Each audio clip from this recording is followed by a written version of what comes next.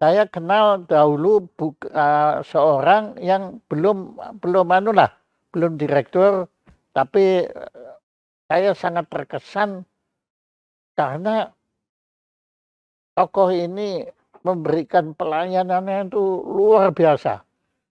Jadi apa yang saya harapkan itu beliau malah selalu melebihi harapan saya.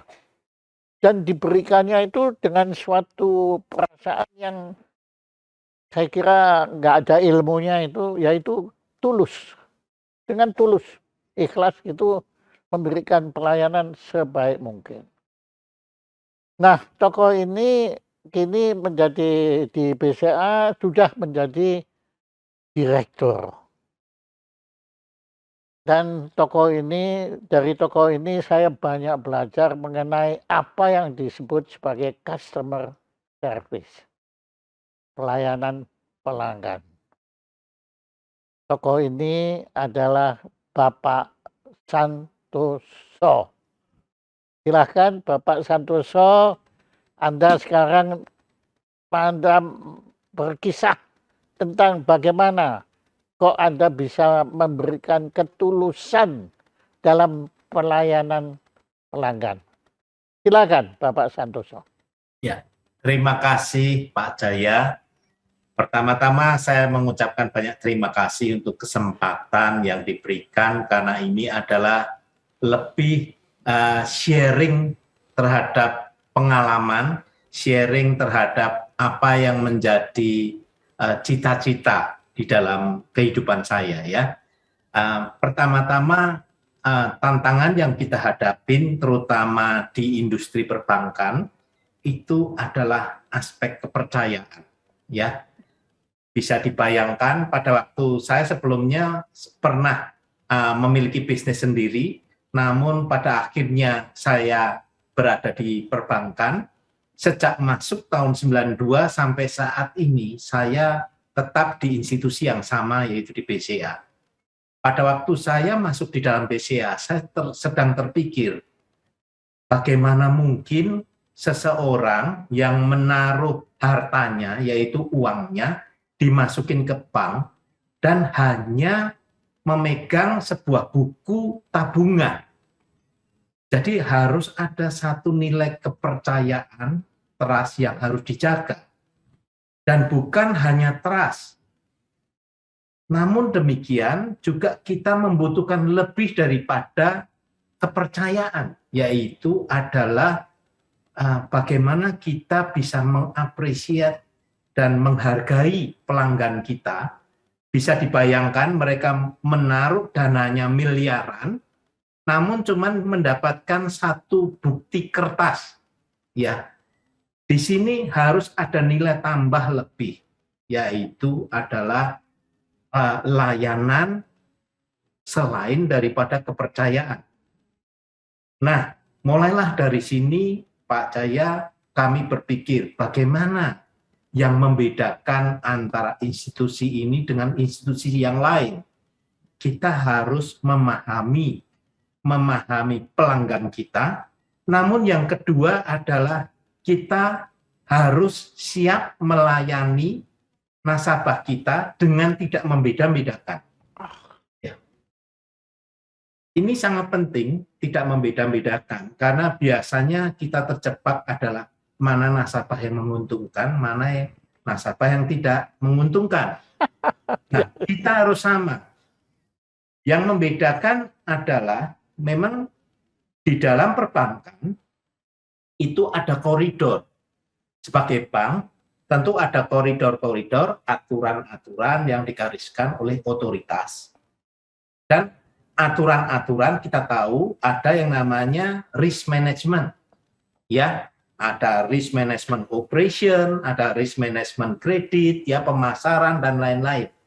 Jadi objektifnya ada bagaimana kita tetap memberikan yang terbaik kepada konsumen kita, tetapi kita tetap tidak boleh keluar karena kita itu harus patuh terhadap regulasi, aturan-aturan ya yang ada. Dan kalau kita resikonya besar, itu juga selain menggoyangkan kepercayaan, juga risiko ini juga akan mengakibatkan performa kinerja kita akan menjadi turun sebagai institusi. Jadi ini adalah satu pegangan yang menjadi cikal bakal, dan itu butuh ketulusan, ya.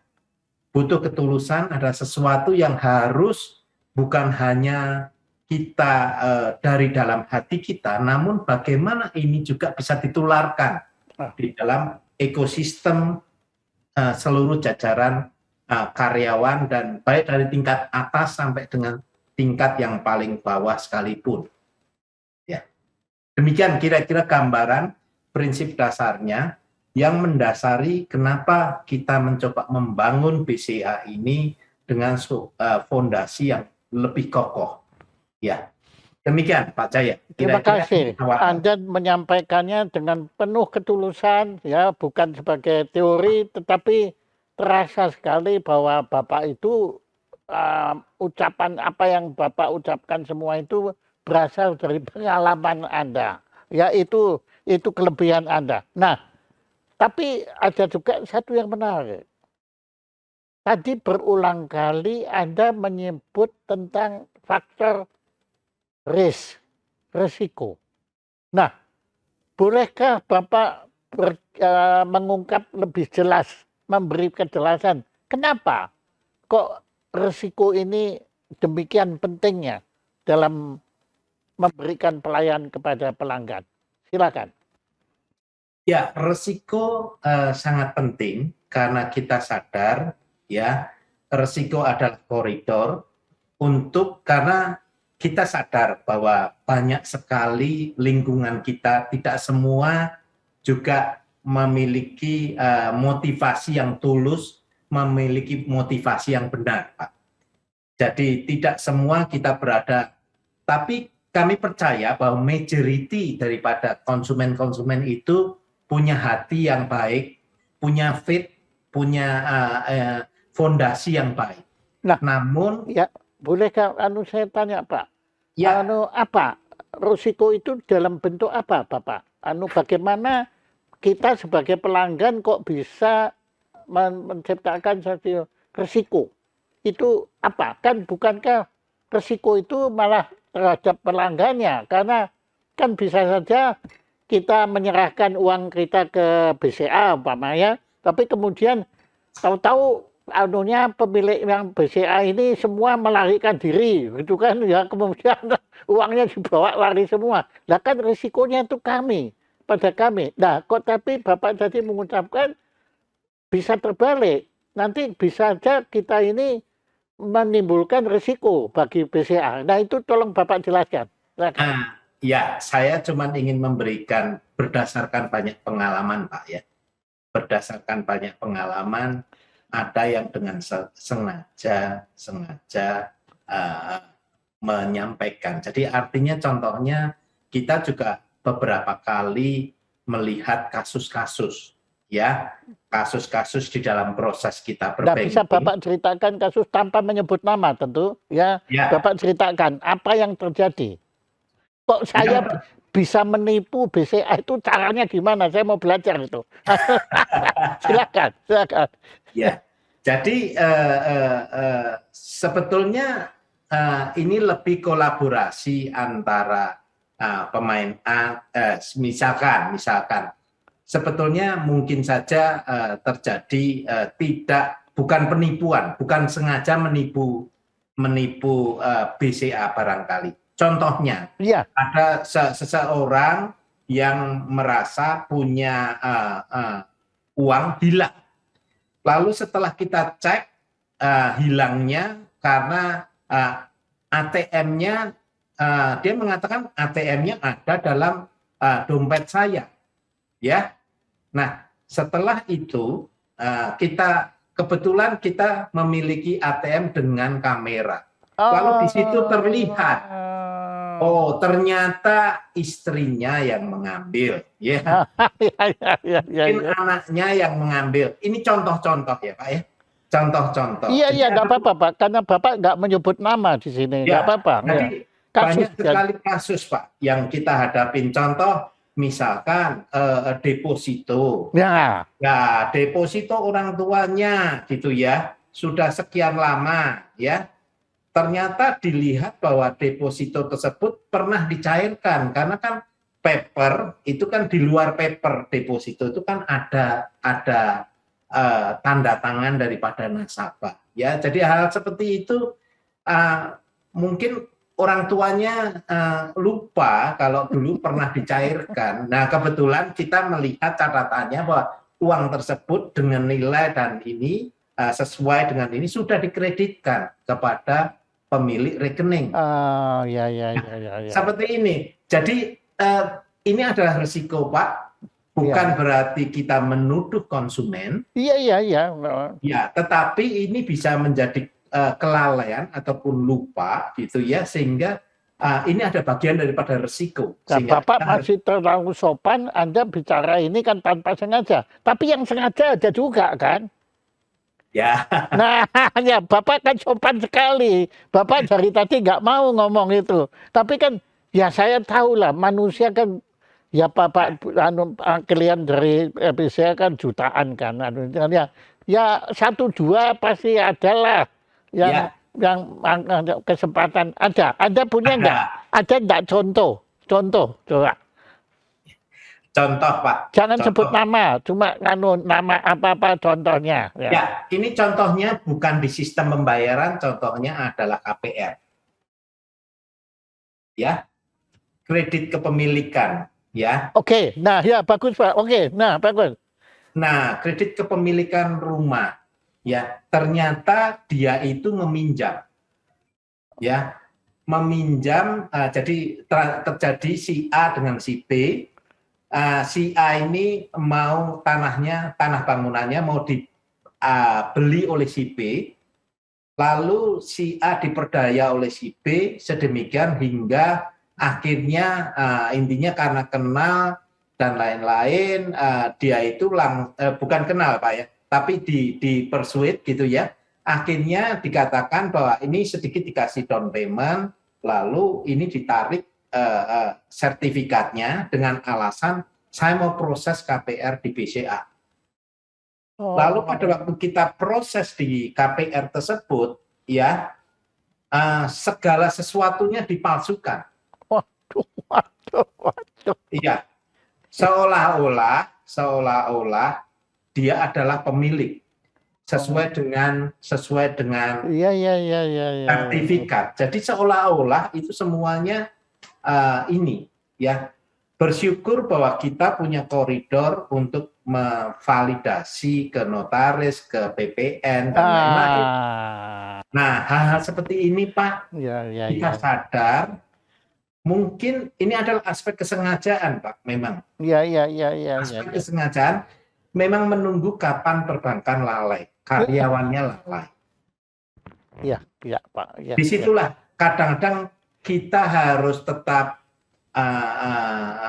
itulah yang dikatakan cerdik seperti ular, tulus seperti merpati ya Pak. Ya, artinya kita itu harus cerdik, kita harus tajam, bukan maksudnya merugikan kepada konsumen, tetapi kita sendiri harus waspada. Iya. Waspada, ya. Waspada. Demikian Pak. Contoh-contohnya. Ya terima kasih. Bapak dengan berat hati mau cerita, tapi karena saya paksa sebetulnya. Ya karena saya tahu ya, Pak Santoso ini manusia yang nggak mau bicara hal yang buruk, maunya baik-baik aja gitu. Ya cuma ya saya tahu Pak. Nah begini, saya akan cerita Pak. Pengalaman pribadi saya bukan dengan BCA, tapi dengan satu bank besar namanya internasional di negeri Belanda. Begini Pak, saya kan dulu sekolah di Jerman, kemudian saya bekerja di Jerman, ya saya punya tabungan kan. Nah saya itu kan memang makannya paling senang kan makannya di negeri Belanda. Karena makanan di negeri Belanda itu makanan Indonesia ini enak-enak Pak, nasi gorengnya enak pokoknya. Nah kemudian saya memang menabung, saya paling senang kan ke Amsterdam. Nah saya menabung di satu bank di sana, bank besar ya Lah kemudian saya menabung ya anulah jumlahnya untuk ya secukupnya aja kalau untuk makan untuk gitu. Nah, kemudian saya pulang ke Indonesia Bapak. Lah saya itu lupa kalau saya itu punya tabungan di situ. Nah, kemudian setelah kok saya ingat ya setelah kira-kira 5 tahun begitu, saya ingat loh, saya kan punya itu dulu uang di bank tersebut ya anunya. Nah, kemudian saya waktu berkunjung ke Amsterdam lagi, saya datang ke bank itu, bawa paspor loh Pak, ya anunya. Itu saya dinyatakan itu karena mereka bilang kan ini sudah terlalu lama, makanya nggak bisa, ini uang ini nggak bisa diambil lagi karena itu ya sudah dianggap hilang. Anunya karena yang punya itu nggak ngurusin gitu. Waduh, saya waktu itu kecewa sekali Pak. Tapi sayangnya ya waktu itu BCA belum ada di Amsterdam, makanya ya itu kesalahan saya. Nah, kok bisa Pak, satu bank internasional yang reputasinya jancuk, kok bisa membuat peraturan seperti itu? Bagaimana Bapak? Nah, silakan. Bapak mau melindungi bank itu juga silakan ya. Mungkin salah saya sendiri. Kenapa kok 5 tahun saya nggak pernah ngambil uang dari situ? Silakan. Jadi begini Pak Jaya, memang kita setiap negara pasti berbeda regulasinya. Tapi kalau kita melihat prinsip dasarnya, perlindungan konsumen perlu Pak. Perlindungan konsumen tetap perlu, artinya jangan sampai salah memberikan aset kepada pihak yang tidak bertanggung jawab. Tantangannya adalah memang kita ini harus memberikan layanan dengan tulus, namun jangan juga over service. Over service. Over service akan berakibat negatif karena over service. Contohnya over service bagaimana Bapak? Ya, contohnya beberapa case yang kita hadapin pun juga terjadi over service. Kadang-kadang segala sesuatu, misalkan ya melanjutkan tadi, ya harusnya itu adalah terjadi klarifikasi. Ya, kan dulu waktu membuka dokumen, waktu buka rekening, menaruh dana itu pasti ada dokumen yang disimpan di bank. Ya, jadi kita perlu klarifikasi apakah ada bukti kepemilikan terhadap akun tersebut yang dimiliki oleh konsumen yang harus mengambil. Ya. Nah, kedua adalah apakah benar original terjadi nasabah yang bersangkutan yang datang, ya tentunya dengan ini Pak ya, dengan bukti-bukti memang punya ID dan lain-lain. Ya, ID betul, ya. Dan data-data yang berada di dalam ID tersebut. Ya. Ya, jadi artinya kita harus bisa menyisir untuk memastikan ini adalah orang yang tepat sesuai dengan database di kita. Yang pasti kalau Bapak nggak bisa menyebutkan klarifikasi data-data yang ada di bank, ya nggak bisa Pak. Ya, tapi saya bawa paspor Pak. Ya. Bawa paspor itu. Memang, nah ini kesalahan saya. Bukunya itu hilang, betul-betul hilang. Makanya saya ya tapi di BCA kan berapa kali saya juga hilang, nggak masalah kok. Ya, nah itu saya itu, waduh Pak, sedih banget loh waktu itu saya. Walaupun jumlahnya ya nggak terlalu tapi ada satu kejengkelan gitu loh, bahwa loh ini bagaimana sih ini? Wong itu kan hak saya lah, wong saya mau ngambil kok nggak boleh begitu. Nah. Ya. Pada akhirnya prinsipnya satu Pak, Bapak sudah membuka rekening, ya tentu waktu membuka rekening Bapak mengisi segala data-data. Iya pasti. Ya. Nah data-data yang ada ya Bapak bisa menunjukkan dulu Bapak pernah berapa besar dan lain-lain. Setelah itu katakanlah dari hasil klarifikasi nanti kita harus menimbang. Ya, katakan bisa saja ID-nya ataupun ininya Bapak mungkin sudah berubah. Namun kan Iya, iya. kalau Bapak punya good faith untuk menyampaikan ini adalah saya konsumen dan saya tahu, kan tidak mungkin Bapak saya lupa masa lalunya, kan Iya, iya, iya, iya, lupa iya. pasti. Tentu misalkan beberapa data-data ini diklarifikasi, ya ujung-ujungnya harus keberanian mengambil keputusan. Ya, nah jadi jawaban mungkin yang paling tepat ya kalau itu uangnya saya simpan di BCA nggak ada masalah seperti itu kan, gitu aja. Ya, benar Pak. Jadi ini regulasinya bisa jadi berbeda. Iya, iya, Tentu iya. yang penting adalah behind the gun. Karena Iya. begini Pak, Ya, kelemahan teman-teman kita bank di luar negeri, mereka kan sangat computerized Pak. ya, Nggak ada ngomong seperti Anda dengan Anda itu nggak ada Pak. Ya semua itu manusianya juga kayak komputer semua Pak. Mereka nggak punya perasaan.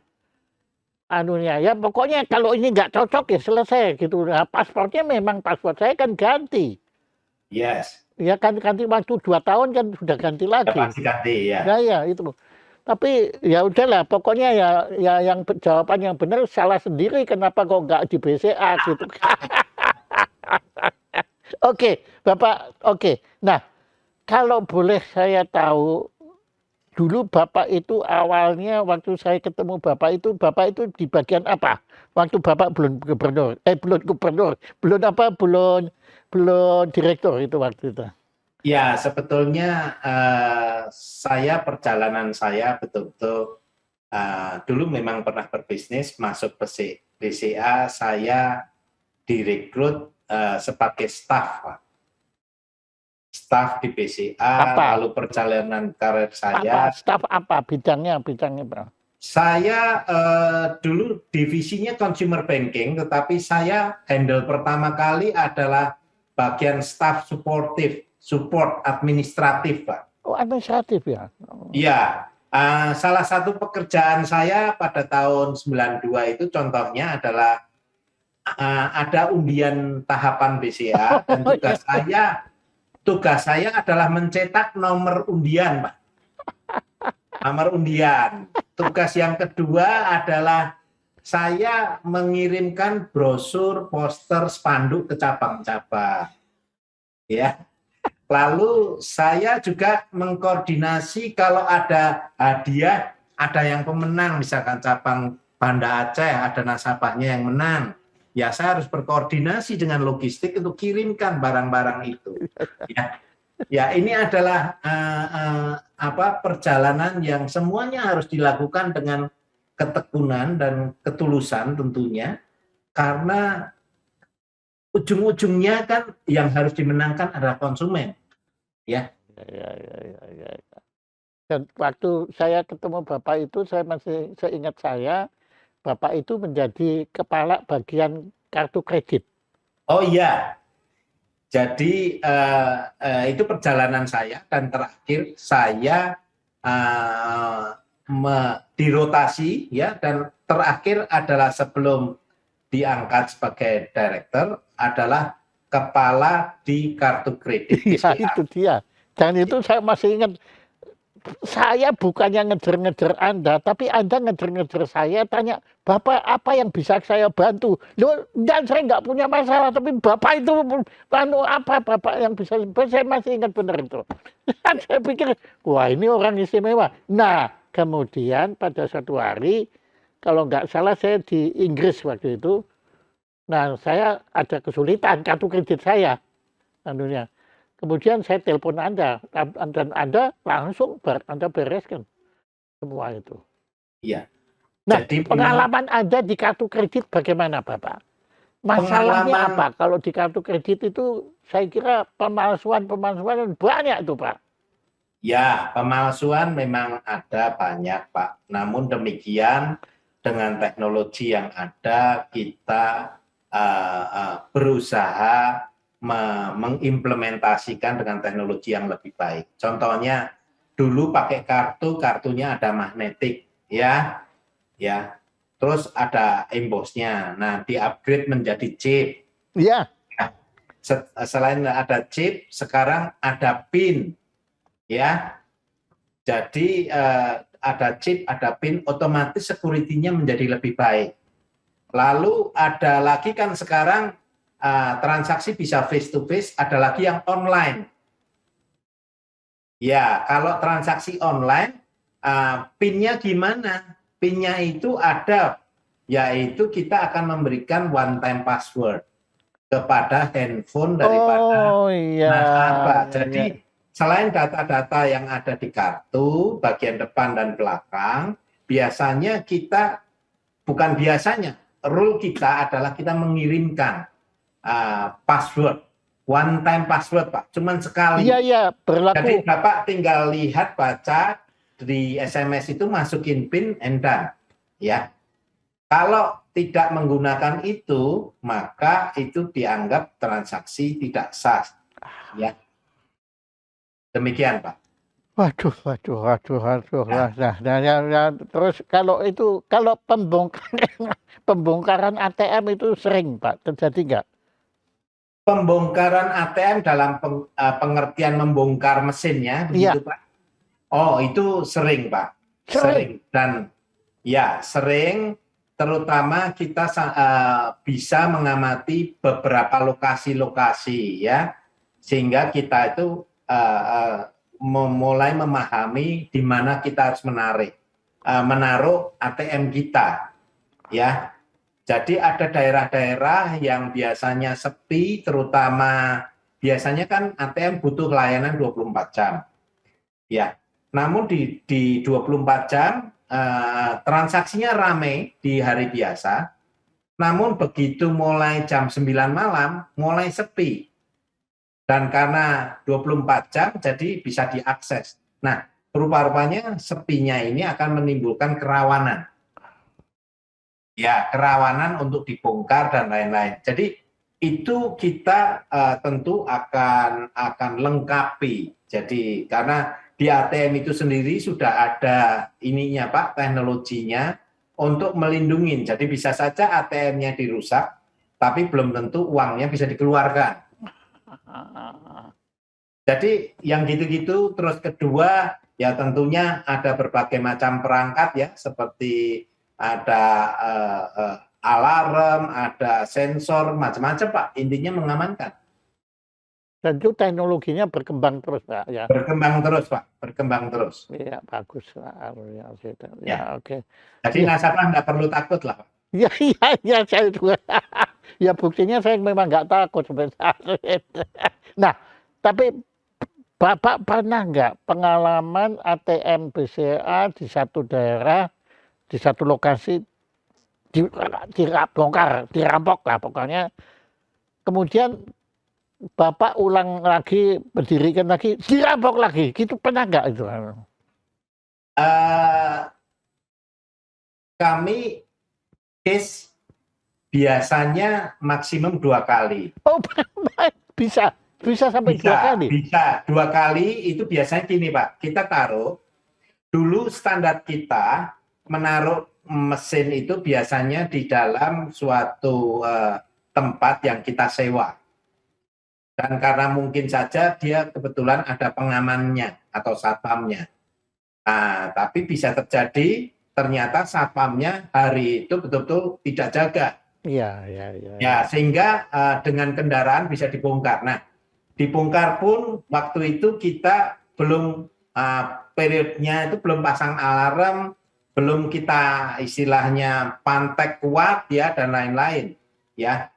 Nah, ternyata bedanya kalau mungkin hilangnya ATM periodik pertama mungkin cuma kurang dari setengah jam untuk mengangkat ATM yang pertama itu, karena ada kebutuhan masyarakat sekitar, ya, kita taruh lagi yang kedua, kita perkuat, ya lebih lama, Pak. Lebih lama. Ya, ada saksi mengatakan, ya baru kira-kira jam 10 malam mereka masuk mencoba jebol dengan berbagai macam, baru hilang jam 4 pagi, Pak, untuk dilaporkan. Jadi itu lebih lama, gitu. Ya, Bapak. Wah, ke Bapak ini kayak film-filman aja kriminal. Ya, Jadi memang apa boleh buat, memang tidak semua manusia itu baik, nggih, Pak, ya. Ada ya, yang memang profesinya nggak baik memang. ya Pak, benar. Aduh, ya tapi jadi nah begini, kan itu resiko, semua itu kan resiko. Apakah bank tidak terasuransi atas risiko itu? Ada, kami Ada. ada asuransinya Pak. Oh Pak. ya sudah. Jadi kita memang di dalam rule kita ada asuransi yang akan kita taruh itu ya, kita asuransikan. Iya dan dan kalau tapi konsumen dijamin uangnya nggak akan hilang guys Pak ya, walaupun ada uang yang bank hilang ya konsumen tetap tidak akan kehilangan uangnya Ya, gitu. ya, Itu itu kan prinsip dasar kita karena ini kepercayaan, maka kita bank harus menunjukkan bahwa sepanjang memang konsumen betul-betul good faith, ya maka kita tidak akan rugikan. iya Ya, ya ya, dan itu saya rasakan Pak pada BCA itu ya, saya ya karena ya terus terang ya karena pelayanan Bapak aja semua kalau saya ada kesulitan kan. Itu kan waktu itu pernah saya kesulitan di Kuba kan Bapak untuk saya telepon ya langsung Bapak kan carikan jalan keluar. Padahal kalau dengan Kuba memang biasanya nggak ada ya Pak, nggak ada bank di situ ya Pak ya. biasanya kita itu kebetulan ATM kita ataupun kartu kredit kita itu bekerja sama dengan international principal, ya. Dan international principal itu biasanya punya kolaborasi dengan worldwide, Pak, ya, di banyak negara, ya. Jadi di sana mencoba bagaimana jalan keluarnya, ya, Iya, supaya customer itu tetap bisa terlayani dengan baik. Ya. iya. Tapi waktu itu di Kuba, di Havana, saya BCA memang ternyata nggak ada Pak. Ya, Di sana ya, ya, karena kan BCA loadingnya kan ke Amerika kan. Lah ke ya, Amerika di sana nggak ada Pak adanya ya, Bank Rusia. Lah ya saya Pak. ya. Ada beberapa kiblat-kiblat di mana international principle tertentu tidak masuk ke sana, Pak. Iya betul, Korea Utara Melaksanakan juga. Korea Utara, Iran. Iya, benar, benar. Yang diembargo rata-rata tidak Iya. bisa. Oke, Bapak, Bapak pernah enggak menghadapi suatu masalah yang enggak Bapak duga kalau itu ada masalah seperti itu? Pernah enggak Bapak hadapi dalam melayani konsumen ini? Ya, rata-rata memang pola-pola yang eh, akhirnya bisa terduga, Pak. Tapi sebelumnya memang kita tidak menduga. Ya. Contoh terakhir yang sering terjadi Iya, adalah fraud. Fraud kan polanya berbagai macam. Fraud itu adalah ada pihak tertentu yang jahat, punya niat jahat untuk merugikan. Untuk merugikan baik itu customer atau bank. Kalau fraud yang banyak dikenal di negara-negara lain, itu adalah sistemnya bank dihack, ya, oh di take over. Itu di bank lain, Pak. Di negara lain, ya. Namun uniknya, artinya kalau untuk situasi seperti itu, apa yang kita lakukan adalah kita terus-menerus mengupgrade, mengetahui apa case-case yang ada di luar negeri, ya. Dan kita melakukan preventif supaya sistem kita tidak di-attack oleh fraudster dari manapun, ya. Lalu ada pihak tertentu yang bukan lagi membobolnya ke bank, tetapi membobolnya ke konsumen, Pak. oh iya. Karena konsumen adalah pihak yang memang sangat limited tergantung kepada pemahaman security daripada rekeningnya. Yang kita di luar dugaan itu banyak sekali kasus-kasus nasabah ditipu, ditakut-takutin, ya contohnya beberapa kasus adalah tiba-tiba kita nasabah bisa ditelepon, katanya anaknya yang sekolah di sana Iya. sedang kecelakaan. Ini contoh-contohnya. Iya. Ya, cepat kalau bisa transfer duit segera. Iya. Nah, terus bisa lagi alasannya mengatasnamakan, bahkan kadang-kadang mengatasnamakan kami, institusi kami, menghubungin bahwa kami mendeteksi kartu kredit Anda atau kartu ATM Anda ini di fraud ataupun diambil oleh orang lain. Kami ingin membantu, tolong dibacakan kalau masih hafal, ya, yaitu kartunya itu nomornya apa saja, nomornya, namanya, dan lain-lain. Waduh. Jadi ini mengakibatkan sama aja seperti kunci dan gembok, Pak. Pak Jaya.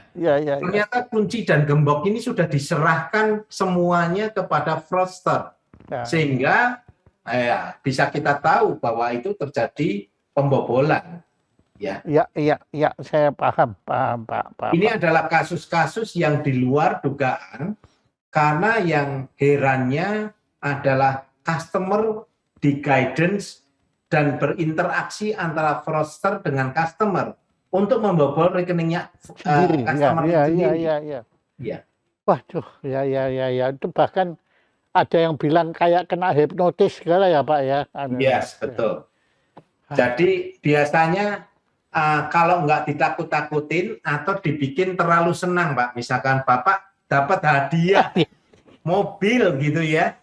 Lalu tapi tolong Bapak sebutin ini gitu. Iya. Kayak gitu, seperti itu. Aduh. Ya udah Bapak.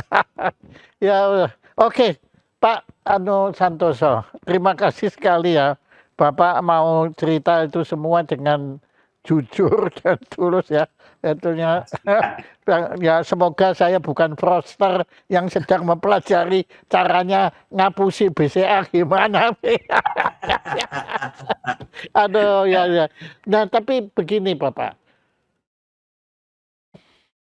Belakangan ini ya saya cerita tentang saya punya banyak teman, kemudian bahkan keluarga yang menitipkan uang ke lembaga keuangan yang mengaku lembaga keuangan, bukan bank. Nah, kemudian mereka menjanjikan bunga yang besar, Pak.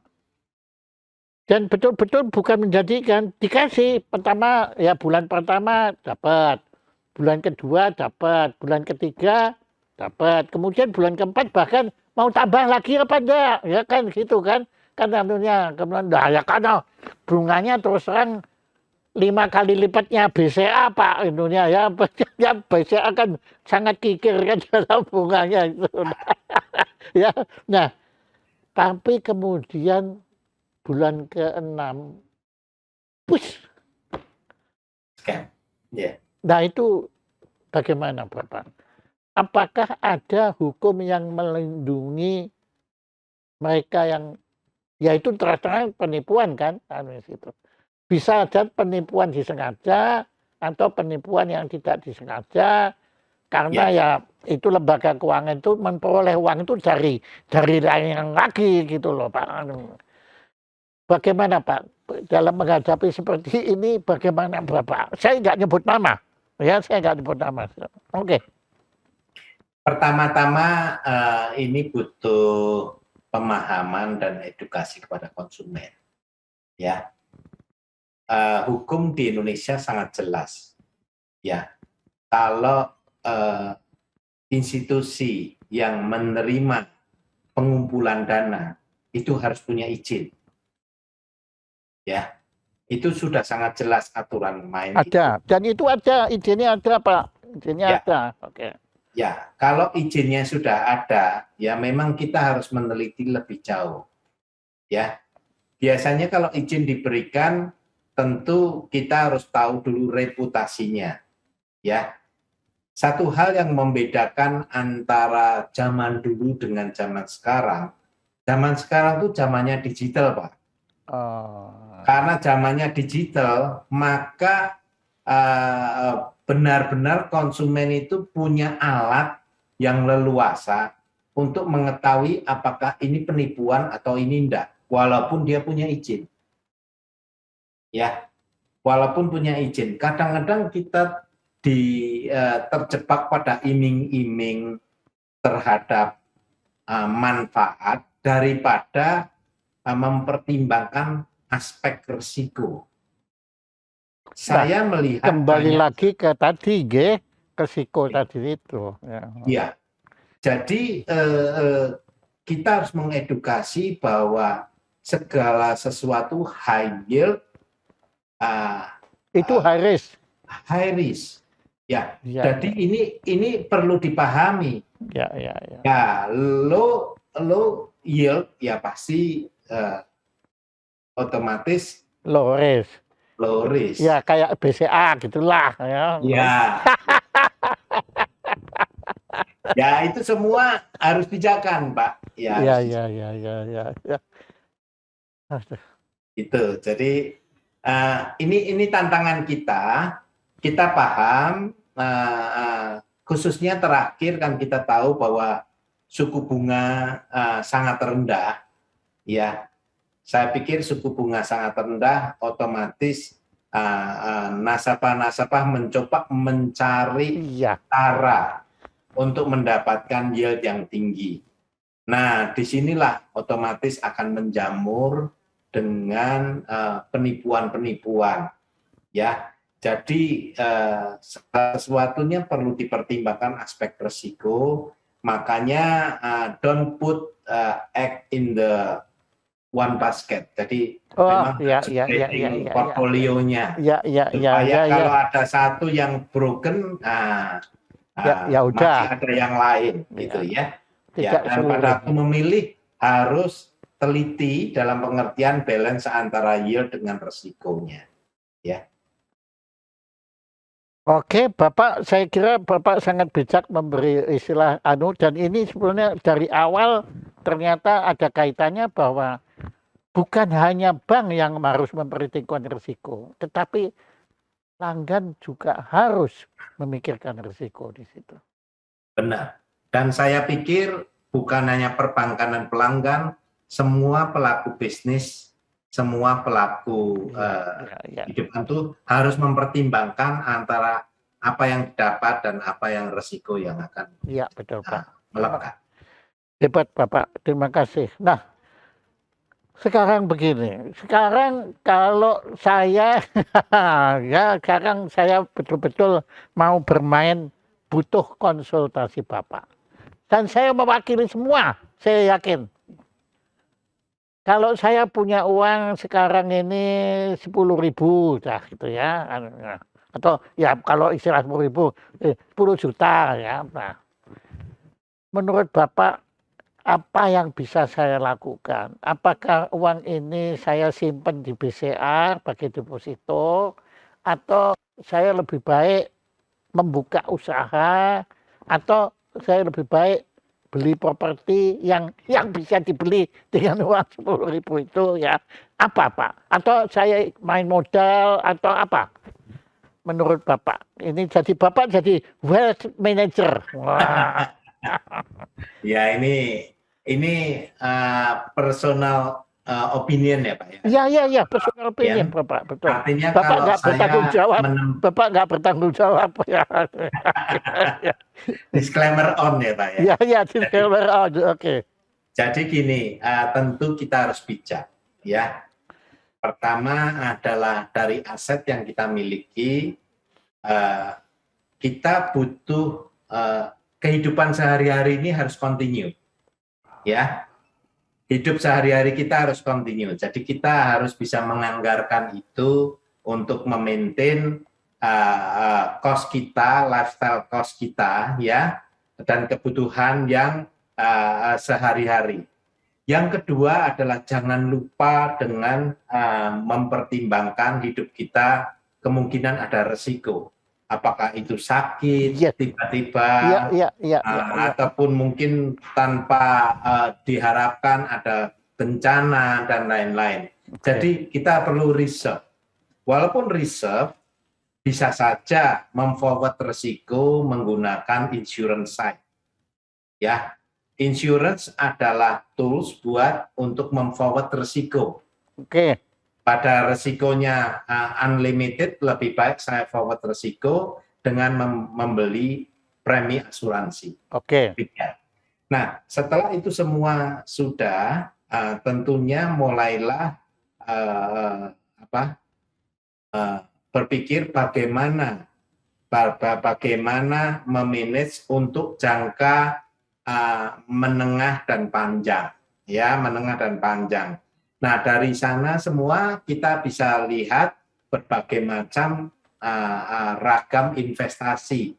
Dari yang investasi yang aman tetapi bunganya kecil, ada yang menengah, ya, mungkin risiko sedikit lebih tinggi tetapi bunganya lebih baik, atau mungkin ya memang kita mencari yield yang lebih tinggi. Jadi itu adalah pilihan yang harus kita lakukan. Misalkan kalau pengen lebih panjang, ya kalau sehari-hari bisa saja di tabungan atau di produk giro, ya. Kalau yang sifatnya menengah bisa saja deposito walaupun kecil. Jadi semuanya tergantung portfolio tadi. Ibaratnya itu aset itu adalah 100, berapa persen yang kita pecah-pecah. Iya, iya, iya. Sekian persen di sini, sekian persen di sini, dan lain-lainnya. Dan setelah itu tinggal dicari, kan ada aset yang contoh sekarang government bond atau SK, surat utang negara atau surat sukuk retail, itu adalah mungkin dari sisi ada minimum, ada maksimum, dan yieldnya pasti tentu lebih baik, gitu ya. Lalu ada juga kalau pengen juga sebagian berada di ini kan ya reksadana, ya reksadana, ya. Dan terakhir kalau siap dengan naik turun, tentunya siap dengan saham, ya. Dan berbagai macam alternatif investasi itu banyak sekali. Yang sangat penting adalah kita harus tahu yield, kita harus tahu risiko, dan semuanya jangan ditaruh di satu portfolio. Gitu. Terima kasih Bapak. Ya, kalau ini saya yakin Bapak bersedia bertanggung jawab ini. Ya, karena Anda memberikan itu sangat arif dan sangat bijak. Saya kira itu adalah common sense yang memang harus dimiliki kita semua. Bapak Santoso, sekali lagi, dengan Anda bersedia menjadi narasumber ini, Anda sebetulnya melanjutkan pelayanan pelanggan Anda, karena saya kan pelanggan Anda. Jadi ini Anda memberikan pelayanan yang luar biasa sekali. Ini satu kehormatan bagi kita, seorang direktur BCA, ya, itu berkenan menjadi narasumber kita, dan tadi bahkan cerita tentang hal-hal yang sebetulnya saya sendiri waktu tanya tadi itu agak